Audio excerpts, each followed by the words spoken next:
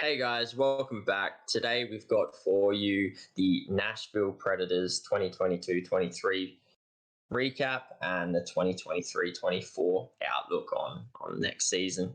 To get us started, I'll kick off with the recap. Um, Pretty much like it was an interesting year for Nashville. Probably a bit disappointing in a sense, not making playoffs and all the rest of that. But honestly, it was a pretty gallant effort from Nashville in a sense. Like they were in it all the way through. They had a bit of a shaky start, but the interesting part about their season is that they were big sellers at the deadline. It's not like they were sellers and they sold one or two players. Like they sold some pretty reasonable players from their lineup. Like I mean, they traded out Mikael Granlund. You can take that as you will if you want to classify him as an important player or not. But Matthias Ekholm, that was a huge one. Like that was he was a really key part of that lineup, and obviously you had to try and do something and get some stuff back, which they got Tyson Barry back for him in a first round. But yeah, like that's a big piece out of your defensive core. So yeah, they obviously moved him on. They also moved Tanner Jeannot on in that trade that saw them get back literally everything. And they moved on Nino Niederreiter as well. So quite heavy sellers at that deadline, which was pretty crazy. But the crazy part about it is that they finished the year really, really strong. So it's not like they went backwards after those trades. They were still hunting for a playoff spot, which was just incredible. It was extremely impressive. And they ended up finishing the season with 42 wins and 92 points. They were 3 points back of a playoff spot. And it wasn't until I think like the 80th game that they were mathematically out of contention for the playoffs. So they were in it right up until the end. So it's something for Nashville fans to probably be extremely proud of their efforts. I know what's that, you don't get a medal for participation. But the way they ended that season was pretty strong and pretty promising. So it'd be really interesting to see if they can continue on with that form that they ended with. But they have made some big moves in the off season. So but I won't touch on that just yet. I'll hand on over to Jaden to take you through the projected lineups for 2023-24 as of cap friendly. Alrighty, so we got just under 8 million in cap space that is free. First line looking like Forsberg, O'Reilly, and Evangelista. Oh my god! And then a second line you got Nyquist, Glass, and Sissons. Third line Trenin, Novak, and Sherwood. Looking like Novak could be that second line with how he performed last year. Tomasino, Parson, and then you've got Smith as well, Parsonen. So a little bit lackluster in regards to the depth there, but they are getting some depth come through their draft picks from previous seasons. Defenders, you got Roman Yossi, Luke Shen, who they brought in, Ryan McDonough, Tyson Barry, Carrier, and Fabro. So really solid decor, probably one of the best in the leagues in my opinion, in regards to being sound and solid. And it can score on you, with having Yossi there and whatnot. So it is pretty lethal, but I feel like it's probably one of the better ones there, and I think Luke Shen just shores it up. Goalies, probably one of the best goaltending tandems in the league, at least statistically last season, with Saros and Lankinen. Obviously, Lankinen only played like 19 games last season. Saros carried with 64, but both basically statistically the same. Really good. Scratches, Juryanov, Jankowski, Mike Wazowski. That's how I think of him. There you go. Every time. Jeremy Lauzon, then McCarron. So not too much to speak of in depth there. I think you'll see pretty much all those scratches play at some point, and even some of their youngsters from the minors and the AHL stepping up. Notable losses. There's a few here. So you got Asplin, signed to Florida. I don't know how to say this guy's name, but Borowiecki, Mm. retired. Cooley, Buffalo. Galchenyuk signed to Arizona. Then obviously had the issues happen, and Arizona terminated his contract. So not much of a notable loss there because he wouldn't have been playing anyway. Leonard, Arizona, and Sanford, Arizona. So Arizona poaching. Nashville here. then you got Johansson traded to Colorado, just retaining. That was for the Galchenyuk. And then you've got Matt Duchene buyouts, which is a bit of an interesting one. It was their leading goal scorer, getting bought out there with 22 goals last season. So interesting team. The other thing I'd just like to note is obviously new GM and new head coach in Barry Trotz and Brunette.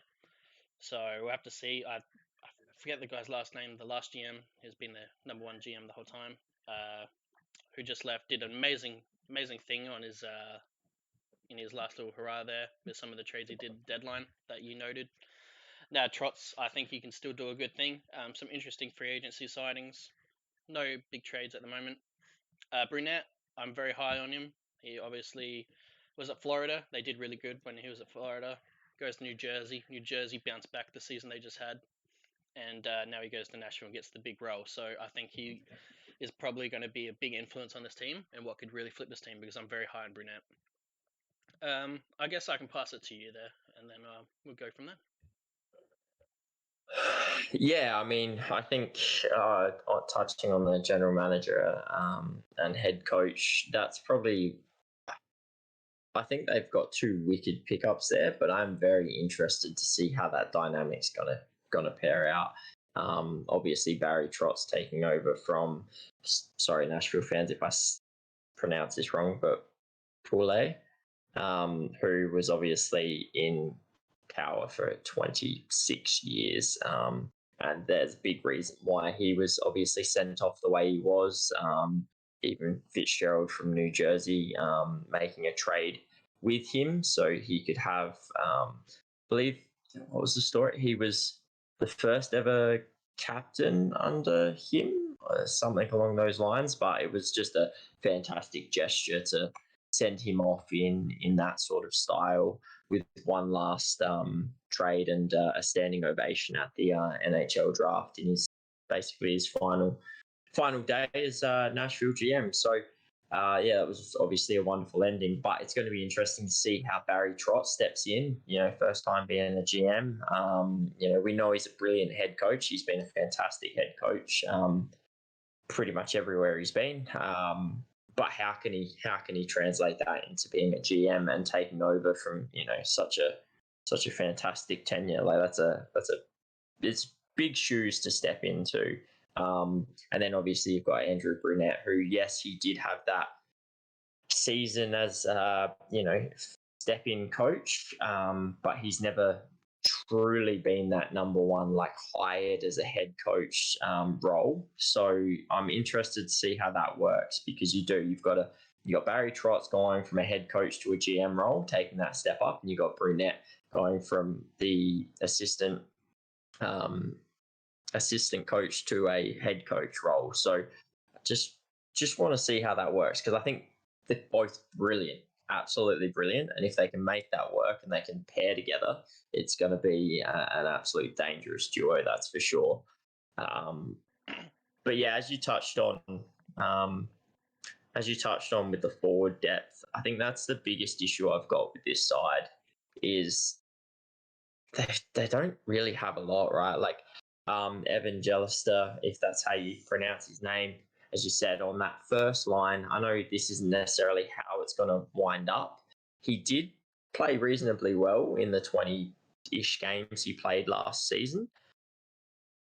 But that's like he's played 25 games, second round, he's 21.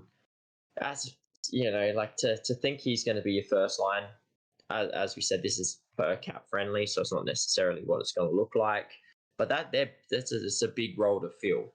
And there's no guarantee that he's going to come out like he did in those 25 or however many games he played last season.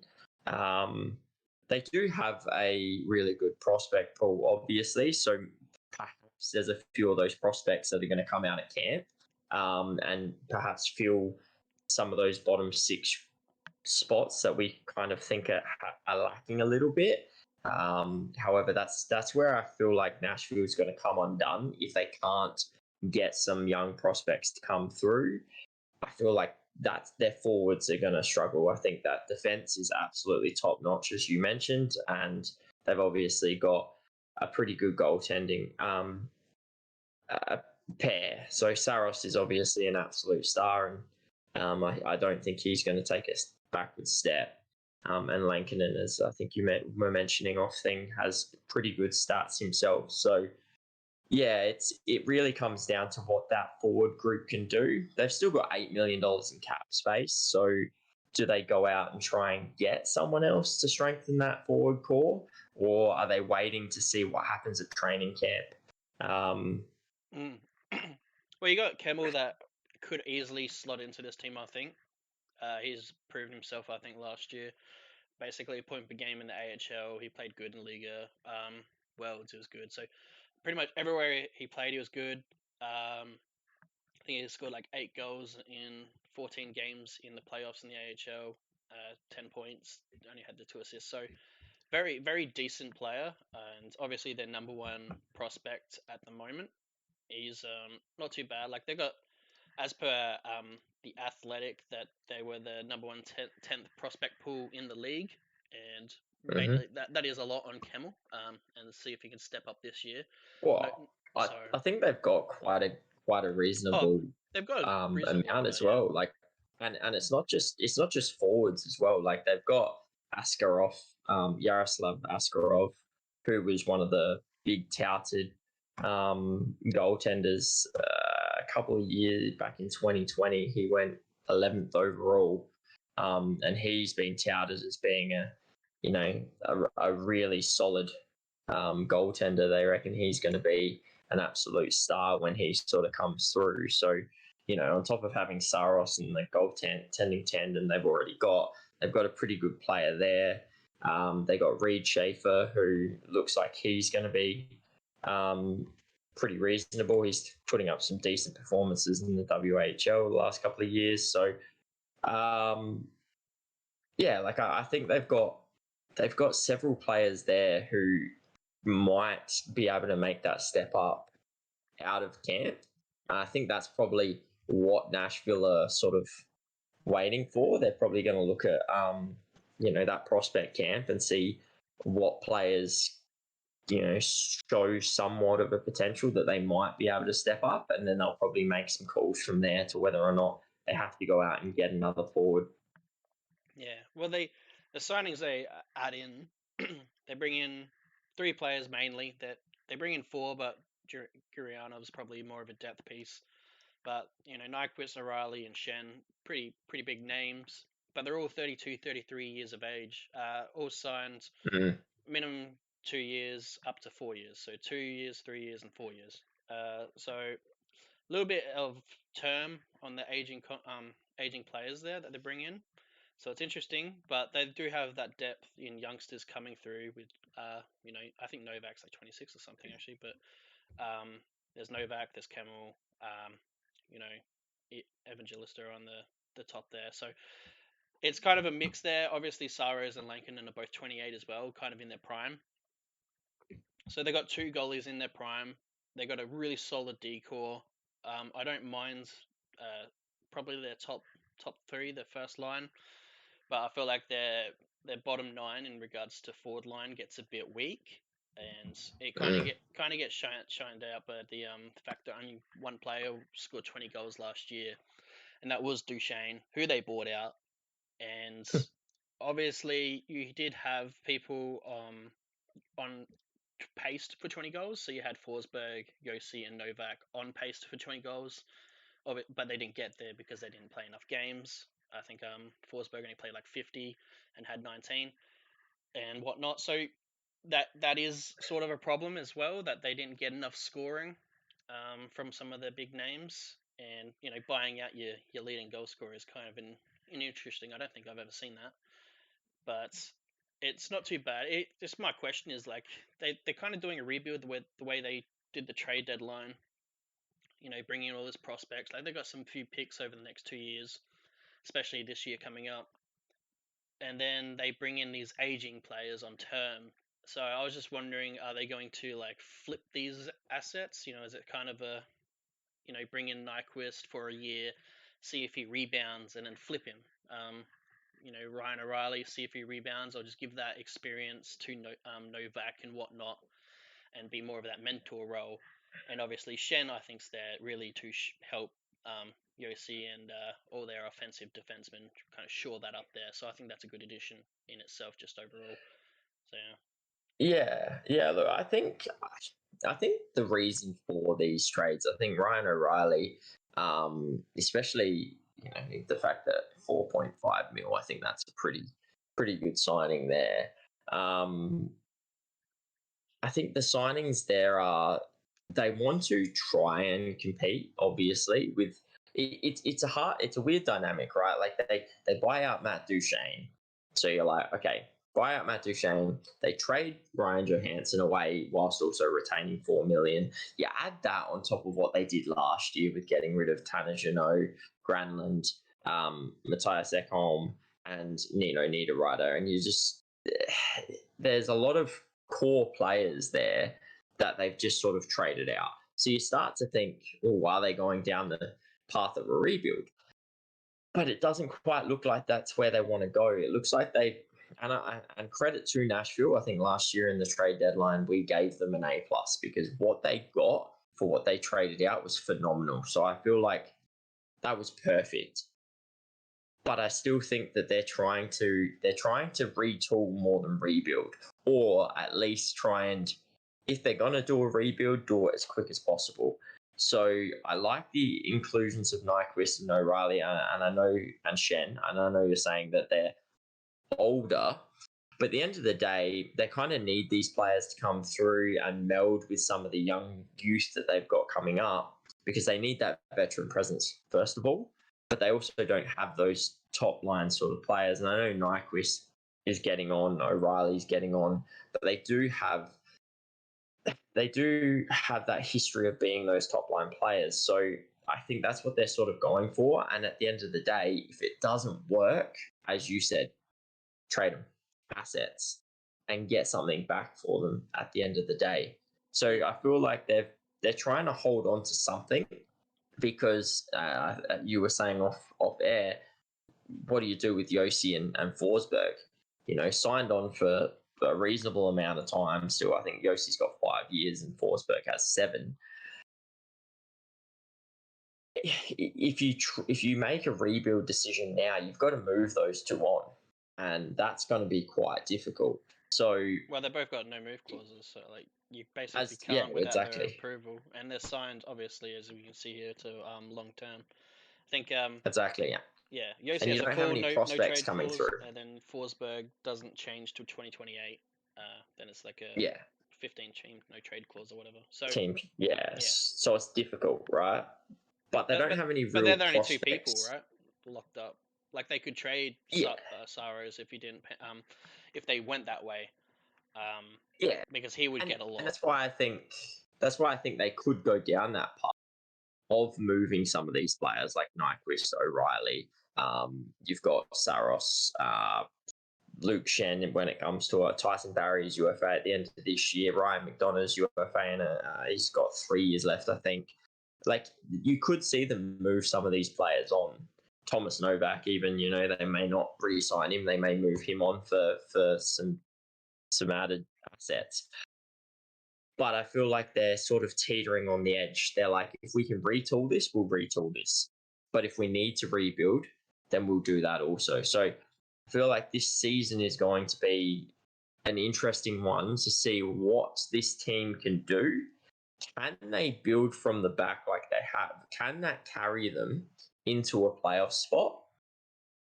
And if not, what are the moves they're going to do? Because, their training camp's going to be interesting for that prospect pool, because I don't know how they've got a good prospect pool as they've stated. In, I can't remember what article you said ranked them, but I agree with that. Their prospect pool's good, but are they ready to come through now? Which is one of the reasons why I don't think you can pull the whole rug from underneath them and go full rebuild. I feel like it's a great decision to go a retool, because if you can get somewhere with this team, they've got a really good blue line. Like, their defense is great, their goaltending is great. They just need their forwards to fire. And sometimes when when your defense and goaltending is great and you are only conceding 2 to 3 goals a game, that you're always in the game. Yep, your forwards still need to score and still need to put the puck in the back of the net. But if you're only ever conceding 2 to 3 goals, you're always in with a chance, because they don't need to score that many goals, right? Like, when you're conceding 5, 6 goals and you don't have the offense to back it up, you're going to get murdered. Yeah. But when you're only conceding a couple of goals a game, you're always in with that shot. You don't need your forwards to be fire to be in with a chance to win. And if they can get some good performances from like the likes of Novak again, Evan Jellister, if he can sort of continue on his form, Tomasino on the fourth line, if we can see some improvement out of him, which has been there, glimpses, and if maybe they can get 1 or 2 out of training camp from their prospects to step up as well. Maybe Gurianov finally steps up. He's shown that he can be that player, but he just hasn't shown it consistently. Maybe this is the year that he does that. He's probably in one of the last chances he's got to sort of make an NHL career. So I don't know. It's going to be really interesting to see what these guys do. Well, they bring sure. in O'Reilly that had an amazing season with Toronto, like at the end. And Mm-hmm. then they bring in Nyquist, who, very short stint, like he ended the season really, really strongly. So, because previous seasons he has struggled, but he was basically on point per game pace. So then he had like 5 assists in the playoffs out of 6 games, but no goals. But so he's basically playing at a point per game. So that's a decent pickup, especially for 3 mil. Ryan O'Reilly, like I said, cheap for, like, you look through their center, there's less than 10 mil throughout the whole entire center line there. And you look at their decor, like the whole right side, no one over 5 mil. Even their right wingers, no one's over 3 mil. They've got a lot of cheap players here. And the issue is that dead cap that they've got their situation into. That they just did the retained salary of Johansson. Obviously, you got Duchesne. That buyout honestly looks pretty horrible on paper for the next 3 years. It gets even worse next year. So even though they got 8 mil cap here, really they've only got 5 mil, because 3 mil more next year gets taken up. I know they've got a lot of UFAs to sign this year, so this team could look completely different. But if Novak plays the way he did last year, he gets a big pay rise. So you got to account for that as well. So they're kind of in like a Minnesota Wild situation with how much dead cap they've got. And it's a shame, because both the Wild and Nashville have pretty decent squads and they could compete, but the dead cap just really holds them back. And imagine if they had that 8.8 mil right now, they'd have 16.8 or $16.7 million in cap space. Like, you wouldn't have even had to have bought out Matt Duchesne in a sense. Like, it's just, I don't know. Like, the Matt Duchesne buyout to me was interesting. I know he hasn't really been the player that they've wanted or expected, but it was 8 mil over the next 3 years. Not the worst. If they don't, not the worst, right? Especially when he's a leading goal scorer. But well, exactly. I mean, if you're not going to use that, if you're not going to use the rest of that $8 million, why wouldn't you have kept him? Because you still would have had 2.4 mil in cap space from him. And then you look at it and go, cool, 2.4 million cap space still. You've got Matt Duchesne, which means that your centers are a little bit better now. That moves Cody Glass and Tomas Novak down to the, third and fourth line, essentially. Or you have Matt Duchesne as your third line center. I know do you really want $8 million on your third line, but I don't know. Like, does Matt Duchesne have a good enough season that by the end of this season, if you're not in a playoff spot, or maybe you competed, you made the playoffs. He's only got 2 seasons left, and you look at trading him, doing a Ryan Johansson situation and trading him, retaining $4 million of that cap for the next 2 years because it's still cheaper than the buyout. Yeah. 5.5 and 6.5 over 24, 25, 25, 26. So I don't know. I'm not sure the buyout was the correct decision. I mean, was he a locker room cancer? Was there big issues there, and that's what they wanted to sort of get rid of and thought it was worth it? But otherwise, yeah, I'm questioning it because he's he's a good enough player. And if you could sort of trade him out for $4 million and retain $4 million at the end of this year, save a bit of cap space. Yeah, I don't know. Unless they're going to use the $8 million. If they use the $8 million, then okay. Fair. Well, I think you have Management to, knows what they're doing. You're not going to get termed players generally for it because they do have Novak to re-sign. Trennan's on 1.7. Kemel's going to step in, but obviously you got to think about re-signing him in the future as well. If he does step in this year at some point, and Lankinen will probably want a pay rise if he does a similar season to what he did this last season in the 19 games, because statistically that's a starting goalie stats. So yeah, they got a lot of salary cap things to juggle here. I think Trotz has done good so far. He hasn't brought any horrible signings in to prove himself or anything like that. So he's done good there. I think he's brought in probably the best head coach he could, in my opinion, in Brunette. So I think Trotz is I've got a lot of faith in Trotz and Brunette for this. It makes me actually a fan of Nashville because I'm a fan of both. So it's I'm actually rooting for him. It's going to be hard though with that dead cap, as we said. I would like to see them do something crazy and get some sort of winger because I think their center line's kind of sort of filled out with Novak, O'Reilly, and Glass. They don't have a full true number one, but they kind of got 2 number 2s and a number 3. So I don't mind that. I'd just like to see probably go out and get a decent winger. If that's do you go after Thomas Tatar? Oh, Tatar, yeah, go for Tatar. Because Nylander's, you're gonna have to get him via trade, and then you've got to re-sign him. Which, with their cap issues, that could cause some issues. But someone like a Thomas Tatar, who had a pretty good season last year, albeit he was on a pretty strong New Jersey, he's not going to cost you a ridiculous amount. 4.5 was his cap hit last year. You're probably getting him for relatively similar. Don't have to sign him long term. You can sign him for a 1 year, have him as a 1 year UFA.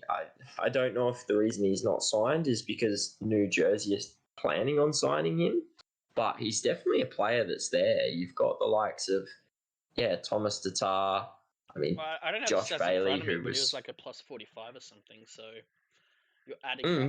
He's plus minus 41, plus 41. So very defensive minded. Put up 20 goals as well. He just came to mind when we were talking about them needing a winger. I was like, well, you've probably got the only real, unless you're going to take a bet on Puljärvi, but he's probably the only real decent winger left out there, other than your Tarasenko's and Kanes. But I don't really know the situation with them, especially with their injuries and all the rest of that. Do you really want to take that on as Nashville? I just looking at that, I just thought, I don't know the situation because I'm surprised he's still on the board. If New Jersey weren't going to take him and re-sign him, a salary thing. He's probably just that's the thing, because of the season he had. That's what I think anyway. But if they could sign him, he fits in on their top 6 immediately. Do you move a Nyquist over the right or put a Thomas Tatar over the right? I know he's a left winger, but he can play. He'd definitely be able to play on that right wing. So I don't know, just something to keep in mind or keep an eye out for. See if that's the sort of player. Because, like I said, they've got the cap space, $8 million basically. They could even sign two. If you can get Thomas Tatar to agree to a $4.5 million contract, you can go out and get a Thomas Tatar and, maybe a Josh Bailey. Not that, it just I think they depends on make what some he's got moves. left. Like, I just think you got to make the decision. Like, they bring O'Reilly, Nyquist, and Shen in. It kind of looks like you're somewhat building to go for it. They definitely have one of the best goalies in Saros there. So, and you still got Yossi and playing really good. Forsberg when he's healthy. I just think they do need to add to that little bit of that depth. And I just want to be interested to see if he does trade out any future draft picks coming up for that. Because if this season doesn't pan out for whatever reason, I'd be very interested to see if he does sell either goalie. Lankinen's obviously the UFA this year, but Sara is obviously the one that would rake you in a hole and a half. Yeah. So because he is probably a top 5 goalie and also $5 million. So it's one of those situations where they've got to toss it up. I would like to see them keep him because I like him as a person and also as a goalie, and I think he fits well. I think it works well with the decor. I just need to see that addition, and I think you probably have to give up some future draft picks to some teams to bring in those people. I only threw out the Nylander one just because of the whole situation that's going on there, and obviously. Oh, look, I think he would be a great pickup. My only concern there is he wants 10 mil. Well, he only wants 10 mil because Matthews is asking. I think the rumor is that they kind of agreed. The last I heard is about 13.5 mil, and with Matthews, ridiculous. But they basically agreed to terms, but they won't sign the deal because they want to sign Nylander first. But Nylander doesn't want to sign because Matthews. So I'd be going to Toronto and basically trying to poach that situation and be like, you got a horrible situation in your hands, and we've got some future assets and stuff. But I know they're in a win now mode. But yeah. Toronto need to shed cap because they're with the Samsonov. I think they're after LTR, they're still about $7 million in cap trouble. So yeah, look, you're not wrong. I mean, if you can get Nylander on a trade and sign, that would be fantastic. But yeah, my real concern with that is you're 8.8 mil in dead cap this year, but it goes up to 11.8 next year. So you're 3 million worse off the year that Nylander's contract renews. So you got him for 6 mil this year, but next year, I guess the only other thing is obviously the cap should be going up next year. Rumor was 4 million. It's probably going to be somewhere between 2 and 4. So of that 3 million, it goes up. Could help. It basically you're just probably looking at a flat cap year for Nashville. So that could help. And obviously it just depends how much it does go up. And honestly, with the amount of cheap contracts they have on this team, one more, 7 million plus contract will not hurt this team because of the cheap contracts. They don't have bad contracts. No, they don't have bad contracts, so it's easy to move, one or two to free up some space if it does come to that. And honestly, if you do go full rebuild, you would be asking Forsberg and whatnot to waive their clauses, but they're not. So I feel like you got to kind of do this go for it situation. But you're in the Central, you got the Avs to deal with, Wild also in the same sort of situation. That's the one you got to deal with, and I just like their management and coaching side, and I think that's what gives them the edge over the other ones, in my personal opinion, because I am so high on Trotz and Brunette. But they got to shore up that depth, because that depth is just not. In my opinion, it won't get you far into playoffs. If anything, I don't think it gets you out of round one with this depth. No, and I guess that's sort of what I'll put to you here, right? If you're Nashville, because this season is going to be a big question mark for Nashville, right? Like, do we need to go full rebuild, or can we make this retool work? Are you better off signing someone, like doing a trade and sign for Nylander and getting him for 10 mil, whatever, for 8 years or 7 years or whatever it's going to be.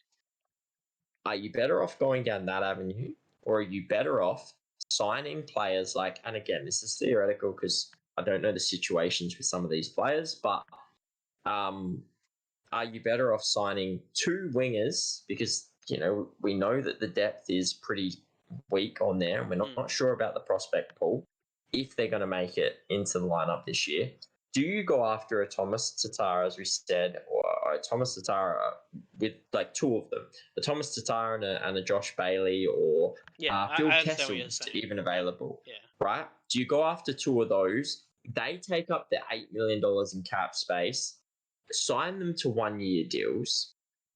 They might not want 1-year deals. That might be the trouble with doing something like this. But if you can get 2 wingers on 1-year deals as UFAs, I do like the Tatar option that you've brought up. I think it's a very good addition. I think my only issue, but he's going to want term. I think it would have to be 2 years, in my opinion. He probably want even more, but I would be saying 2 years. I guess my problem is that I feel like this team needs goal scoring, and when your defender in Yossi is one of your leading goal scorers, I think he was like 3rd. I mean, he is a good player. Oh, he's a great player, but your very defender, fucking good player. Like, it's like the Erik Karlsson thing. Like, your defender should not be one of your best scorers. It really should be your $8.5 million, $9 million forwards. So you got Forsberg, and obviously they took injuries last year, so you also have to account for that. Like, your best goal scorers have had injuries, so they won't possibly play the full 80 games, and you have to account for that. So they need goal scorers, or at least the playmakers to set up the goal scoring. And so far, like Nyquist, he's not fully goal scorer. He's more of a playmaker, in my opinion. You got Ryan O'Reilly, who's basically like 2-way, in my opinion. And then you got Shen to shore up and help the defensive side of Yossi and whatnot's offensive prowess. But I don't see that, like, I want not the Ovechkin, but that pure goal scorers on this team at the moment. That I'm like, that's your go-to man on the power play, besides Forsberg. And if he's injured, then you've got no go-to man, in my opinion. Maybe someone from the depth steps up or anything like that. But at the moment, I feel like that's what we're missing here. And Tatar's great, but he is that 2-way forward. Great defensively. Had some amazing chemistry with Hischier, so that was why it was such a shutdown line. And is that what they need? Is another 2-way forward? It's not a bad addition, no matter what, but it takes up from that goal scoring prowess, because I think he had an amazing season. I don't think he scores another 20 personally. No. Does a player like Phil Kessel help? Like, we know how good he is. He scored 14 goals for Vegas last year, averaging out at only 12 minutes a game, basically playing 3rd, 4th line. And it's like, I don't know his situation. He might be looking at retiring. I mean, 4 cups. Yeah. He said like a month ago or something like that he wasn't intending on retiring. But some people called him to retire. But I don't know. He's a goal scorer. You got to ask: does that fit Trotz's coaching style?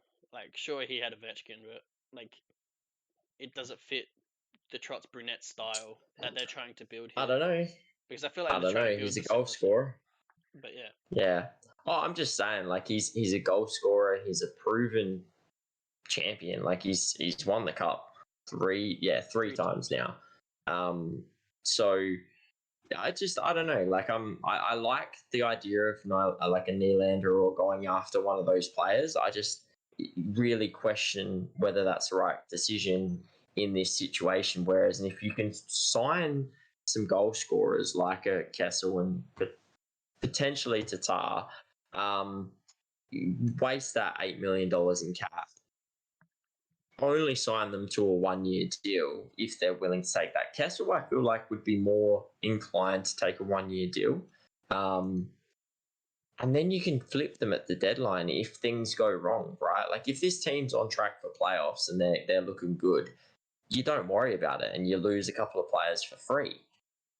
But if they're no chance, or they're not looking like they're going to get there, or they're close-ish, but you just know this team's not going to do anything, you flip them for assets. And again, like that just speeds up this rebuild sort of thing that they're in. So I don't know.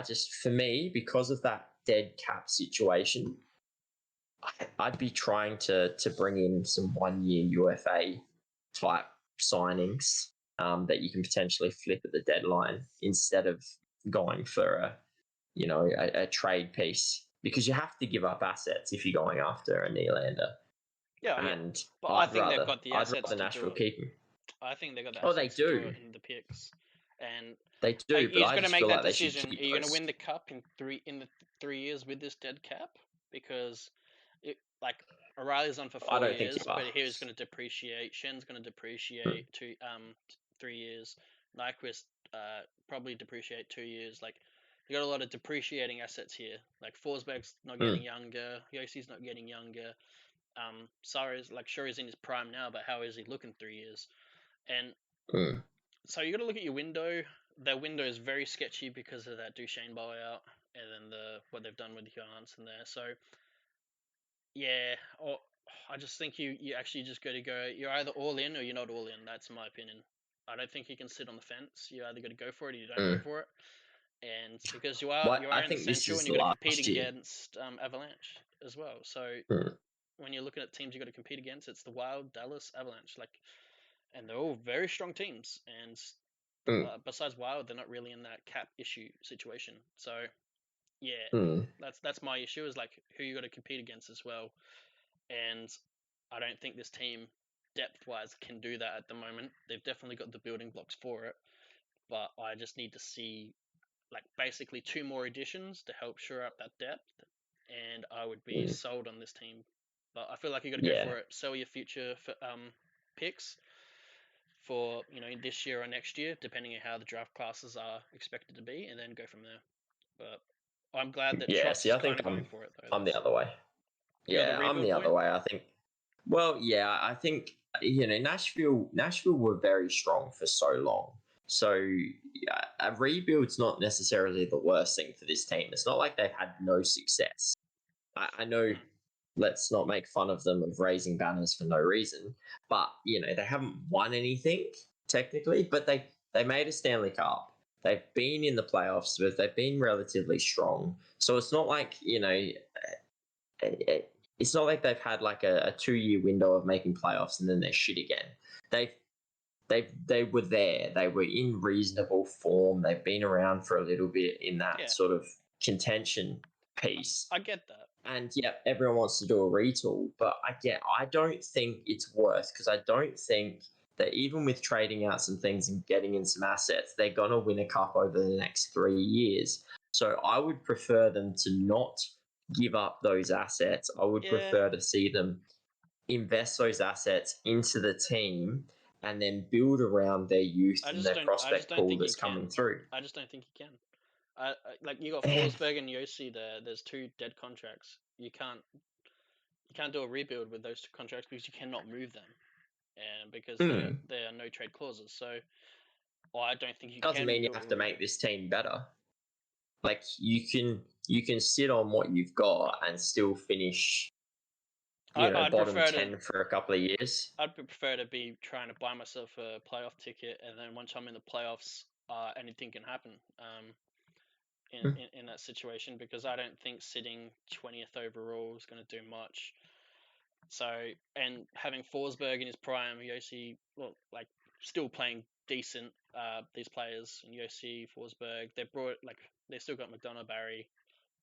Now they've brought in O'Reilly, Shen, and Nyquist and whatnot. You got Saros as well.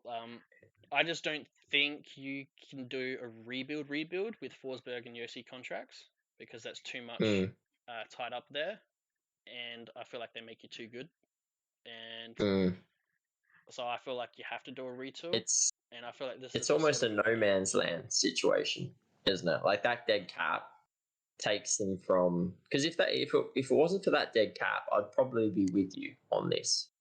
Yeah. Like All right, I've you've seen got that. You've Wild deal with it got that though cap for a space. few years now, and they've been really good. Mm, So, they've been good, but they've gone nowhere.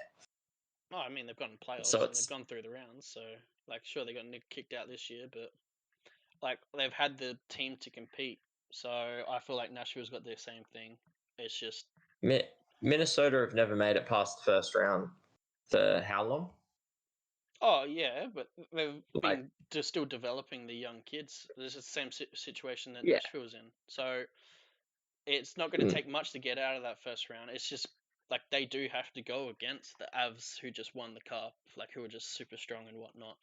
But mm, like I'm saying, you sell your draft picks, and kind of what Florida did and sold like the next 3 draft picks, but they're missing the next 2 now, in their first rounders, and you just go for it, and that's why they were able to go to the cup finals because they've done that type of moves. So mm, I just think you gotta go for it. Or you don't go for it. I don't think you sit in limbo. I don't think you can rebuild with Forsberg and Yossi on there.